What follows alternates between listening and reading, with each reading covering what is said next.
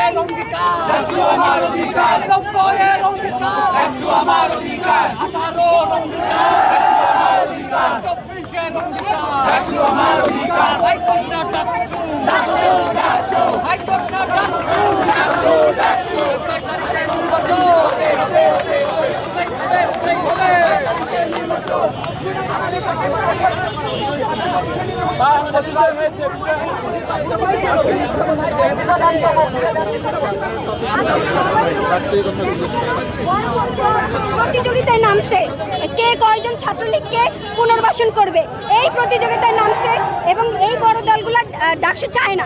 এই বড় দলগুলো সবগুলাই হচ্ছে এইটার পিছনে দায়ী এবং হচ্ছে এই ছাত্রদের যেই ডাকসুর আকাঙ্ক্ষা এই আকাঙ্ক্ষা থেকে আমরা মনে করি যে ক্যাম্পাসে ডাকসু হবে এবং আমরা ডাকসু নিয়েই ছাড়ব।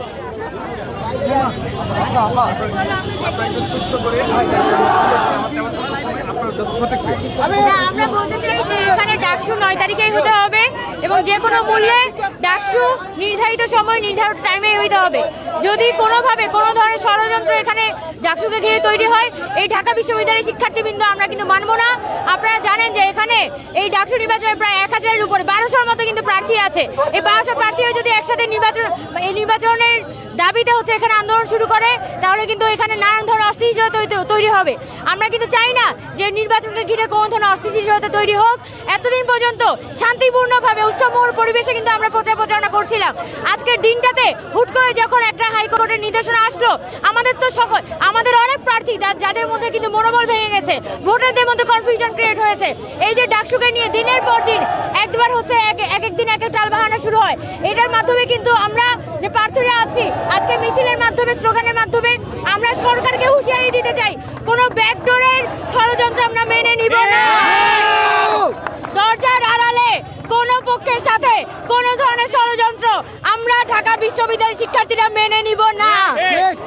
যে কোনো মূল্যে ডাকসু 9 সেপ্টেম্বর হতে হবে।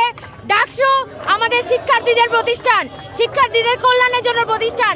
এইটাকে যারা ন্যাশনাল পলিটিক্সের সাথে মিলিয়ে আজকে এক্সপ্লয়েট করার চেষ্টা করছেন, জাতীয় রাজনীতি নানানভাবে পুশ করার চেষ্টা করছেন এবং আজকে ডাকসুকে যারা প্রশ্নবিদ্ধ করার চেষ্টা করছেন তাদেরকে আমরা হুঁশিয়ারি দিয়ে যেতে চাই যে ঢাকা বিশ্ববিদ্যালয় এটা আগের ছাত্রলীগের জমানার বিশ্ববিদ্যালয় না। এখন আমরা যারা স্বতন্ত্ররা আছি, আমরা ঢাকা বিশ্ববিদ্যালয়ের শিক্ষার্থীরা আছি, আমরা সবাই অনেক সচেতন এবং সবাই কিন্তু ঐক্যবদ্ধ। সকল প্যানেল মিলে কিন্তু আজকে আমরা আন্দোলন করেছি এবং আমরা সকলে মিলে আজকে এই নির্বাচনটাকে যাতে যে কোনো মূল্যে 9 সেপ্টেম্বর হয় সকলে মিলে কিন্তু আমরা ঐক্যবদ্ধ হুঁশিয়ারি দিয়েছি। ধন্যবাদ।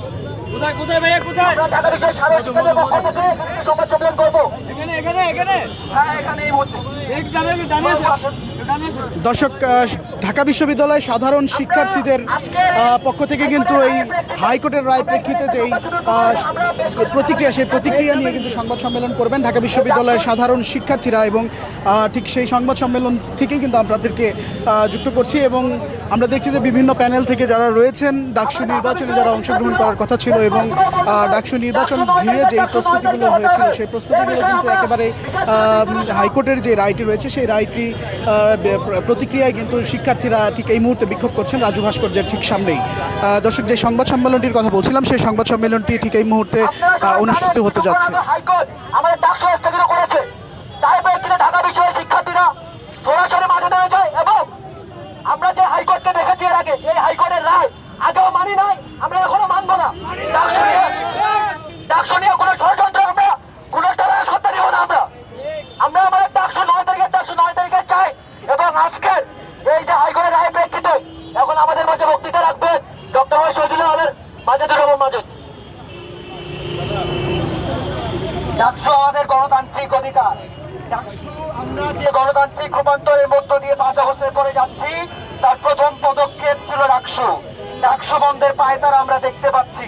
গত 3-4 দিন ধরে বাংলাদেশের বিভিন্ন বিশ্ববিদ্যালয়ে বহিরাগতদের হামলা আমরা দেখতে পাই একটা ষড়যন্ত্রের ইঙ্গিত। এই ষড়যন্ত্রের মাধ্যমে কারা বাংলাদেশকে আবার আগের জায়গায় ফিরে নিতে চায় সেটা আমরা দেখতে চাই এবং তাদেরকে মোকাবেলা করতে চাই। ডাকসু বন্ধ হওয়া মানে বাংলাদেশের গণতান্ত্রিক রূপান্তর থমকে যাওয়া। আমরা এটি হইতে দিব না। ঢাকা বিশ্ববিদ্যালয়ের শিক্ষার্থীরাও সম্মিলিতভাবে এই অপচেষ্টা রুখে দেবে। বাংলাদেশের যে গণতান্ত্রিক রূপান্তরের মধ্য দিয়ে আমরা যাচ্ছি, সেখানে আমরা পৌঁছাবো ইনশাল্লাহ। আমরা যথাসময়ে ডাকসু হতে হবে। হাইকোর্টের এই রায়ের প্রেক্ষিতে আমরা দেখেছি চেম্বার কোর্ট ডাকসু বহাল রেখেছে। তাদের এই সিদ্ধান্তকে আমরা সাধুবাদ জানাই, তাদেরকে ধন্যবাদ জানাই।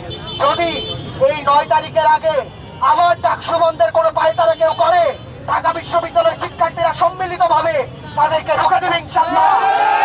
9 তারিখে ডাকসু হতে হবে, হতে হবে। 9 তারিখে ডাকসু হতে হবে, হতে হবে। 1 2 3 4 ডাকসু আমার অধিকার, ডাকসু আমার অধিকার। 1 2 3 4 1 2 3 4 ডাকসু আমার অধিকার। আজকের হাইকোর্টের রায়ের প্রেক্ষিতে এই মুহূর্তে বক্তব্য রাখবে ঢাকা বিশ্ববিদ্যালয়ের ডক্টর শহীদুল্লাহ আলের এনামুল শিকদার। আমরা দেখতে পাই বাংলাদেশের বিভিন্ন বিশ্ববিদ্যালয়ে বহিরাগতের দ্বারা ছাত্ররা নির্যাতিত হচ্ছে।